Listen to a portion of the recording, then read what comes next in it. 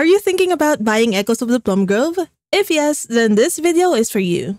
This video will show you everything you need to know about Echoes of the Plumgrove, which would help you decide whether to finally get the game or not. Personally, I have around 80 hours in this game and I can see myself playing more. Everyone has a different playstyle and preference, so in this video, I will just showcase everything as it is and let you decide if the game is for you or not. This is a single-player game that is now available on Steam and supports these languages as of the making of this video. Naturally, there might be some spoilers in this video, so if there is an aspect in the game that you want to save for your own playthrough, then skip to the next part. I put timestamps for easy access. Before anything else, there is a lot of game mechanics that you can customize from the settings. You can turn some mechanics on and off depending on how cozy you want the gameplay to be. For the sake of this video, I'm going to talk about the default game settings. For the graphics and music, all footage shown in this video are from my own game and I am playing the in-game music in the background. In the actual game, the music changes depending on the location and it also changes per season. There are some people who experience frame skips or stuttering in the current version, but there are workarounds for this, like changing your VSync settings. I didn't encounter any game-breaking bugs and even saw this one that's actually more cute than annoying. The game just released last April 2024 and the devs are continuously fixing these bugs and they are even adding another area with a new character, so I'm hopeful about the game's future updates. I do love the overall art style of the game. It is inspired by Paper Mario and it's very simple and cute, which I really like for my cozy games. It is also set in the 1700s, which is a good change of setting from other farming games. Let's go to the story. You and your friend Timothy set out to Honeywood, hoping for a fresh start. However, a storm wrecked your ship and you are the only survivor, so you end up being the sole owner of the farm that you and Timothy bought. Within the first week of the game, the ghost of Timothy will visit you and tell you that people who passed away cannot move on because the portal is broken. It is up to you to fix the portal by completing the items needed in each pillar. These pillars will require you to get a decent amount of items in the game, and most will require gold star quality items. After you have finished this, the credits will roll. However, this is an open-ended game, and you are free to continue your gameplay even after finishing the pillars. The character creation portion of the game is quite simple. There are only 2 eyes and 3 nose types to choose from. The skin tone covers a good amount of color, and you can choose your preferred pronouns. There is not a lot of hair and outfits to choose from at the start, but you will be able to buy more in the game from a tailor. You can decorate your house and your farm using various decorative items, paths, and fences, which you can craft or buy from a carpenter. Do note that some items can only be placed inside the house or outside the house. This is the case even for artisan machines. For example, preservative jars and drying racks can only be placed inside your house.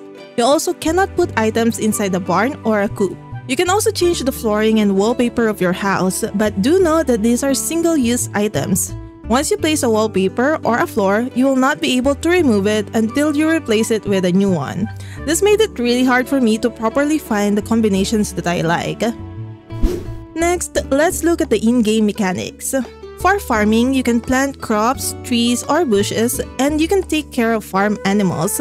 There are no sprinklers in the game, but once you get married or have kids, you can assign family members to help water and harvest your crops.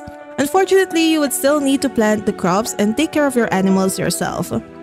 There's also foraging by picking up items, shaking trees, shaking bushes, or digging up some worms from your farm. Mining in the caves also falls under the foraging skill here. There are only 2 ore veins that you can mine from at the start of the game. You would also need a lantern filled with lantern oil in order to go down there. The trip is quite long, but you'll eventually get speed buffs or fast travels as you progress. There's also a 3rd ore vein with good gems that would get unlocked once you get a steel pickaxe.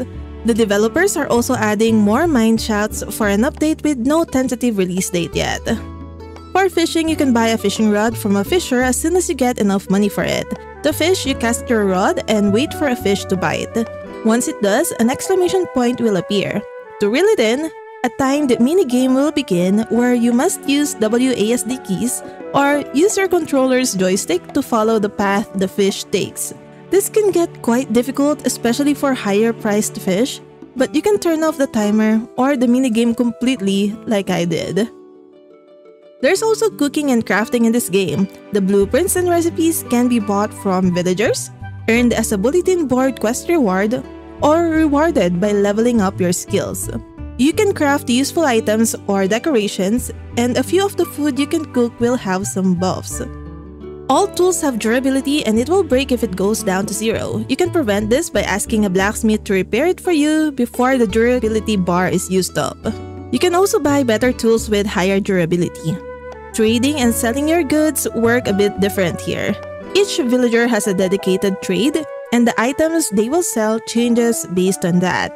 They will also only sell limited stocks and items per day.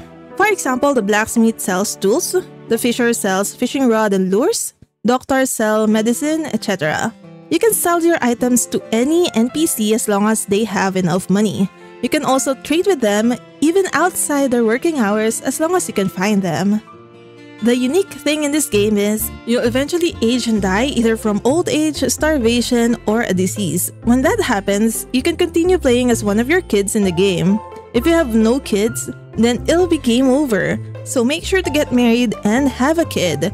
Or adopt any orphan kid in town to ensure your legacy continues. The starting NPCs will always be the same at the start of each game, but the townsfolk also changes through time. They can marry each other, have kids, and will eventually pass away. The town feels alive because of this, and you would meet different characters with different personalities for each generation.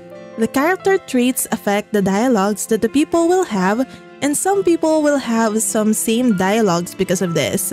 They will also talk about other NPCs' characteristics, hobbies, and preferences a lot.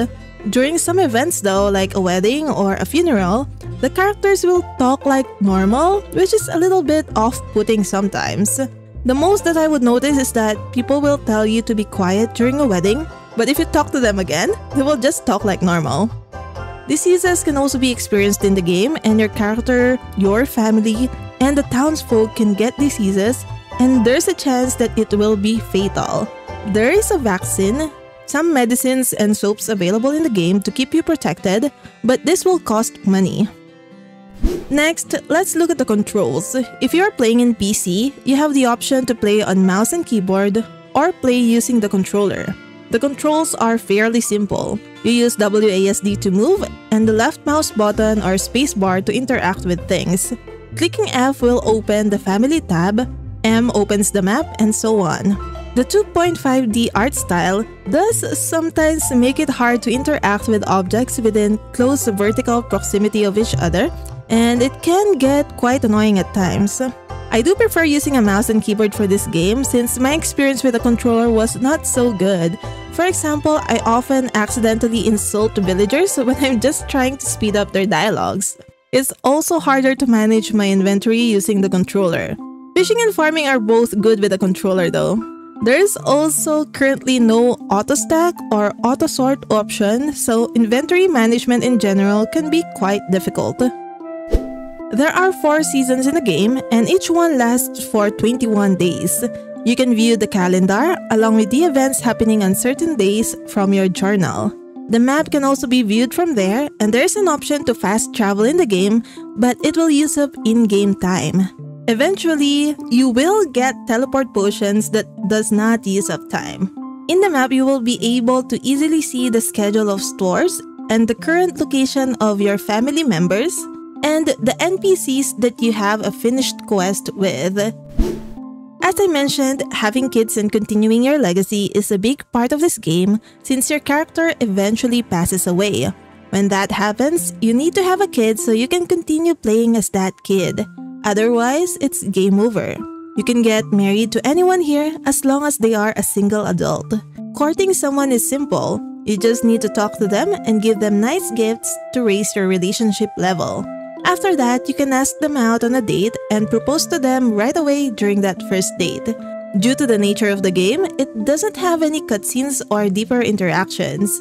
When you get married, some of your partner's family members will be allowed to join you in your household along with your spouse as long as you have room within your household and they are your spouse's kid, a single adult, or a child without either parent. You can either let your partner continue their trade or you can ask them to be a farm helper. If they keep their job, they will give you some coins daily. The amount changes depending on their trade. You can also trade with them from your home, and this can be useful to easily sell your products. If they become a farm helper, they will no longer have any money or items to trade, but they will help you out on the farm by watering and harvesting. Be careful, all the other NPCs can marry each other as long as they are single adults. There is a chance that the person you want to marry will get married to someone else if you're not fast enough. There is a food item called Death Cake in the game though. If you give this to anyone, they will pass away the next day. An NPC can marry again once they get widowed. You can either have a baby via pregnancy or adoption. You will also be able to choose who becomes pregnant regardless of the gender. If you get pregnant, you will walk a little slower than usual for 3 days before the baby is born. The child's traits will depend on how well they were taken care of as babies. You can also adopt orphans in this game by buying adoption papers from the mayor. You can ask the kids to be a farm helper, go to school, or be an apprentice. They will level up their skills depending on which activity you assign them on. Once they grow up, you can kick them out or they can move out on their own. You can have as many kids as possible within your lifetime, but you can only have up to 4 people in your household at a time. Like most farming sims, there is no strict rule on how you should play this game. However, there is a storyline that you can follow, which will result to a credits roll. There are also some quests that you can accept directly from a villager or from the bulletin board at the town hall. These are important in getting blueprints and recipes. There are 7 seasonal events in the game that you can participate in. There will be a reminder on your mailbox the day before the event. During the day itself, there will not be any more reminders, and if you arrive late, there is a chance that you will no longer be able to participate in the event. Some events will have a contest for you to join in, while some are just simple gatherings in a decorated area. 1 second in real life is 1 minute in the game. I usually finish one day in around 20 minutes. There's no bedtime in the game, but there is an energy bar. Once your energy goes down to half, you will move slowly, and once it reaches 0, your character dies. To replenish your energy, you have to sleep. You can choose what time you're going to wake up, and the amount of energy replenished will depend on how much sleep you got. The game autosaves every morning, and there are 3 autosave slots. There's also a manual save that you can use at any time, and so far I have not reached the maximum amount of save files you can have. You can have a dog, a cat, or a pig as a pet in the game. Unfortunately, you can only have 1 pet at a time. And yes, you can pet the pets, or any animal in the game for that matter. Pets are immortal, so don't hesitate to get one. There will also be more options for pets in the future. In terms of replayability, I think you can play this game multiple times since a lot of the things happening in town like relationships and diseases are randomized. You can also attempt to do some challenge runs like completing the main story as fast as you can or having themed runs with a lore about the town or your family. I have 3 playthroughs so far myself, and I'm attempting to have the entire town filled with my bloodline in the latest one. If you are going to buy this game, then check out this next video for some helpful tips and tricks to get you started on the right foot. Let me know if there's anything else you would like to know about the game in the comments. Consider subscribing for more cozy farming sim content.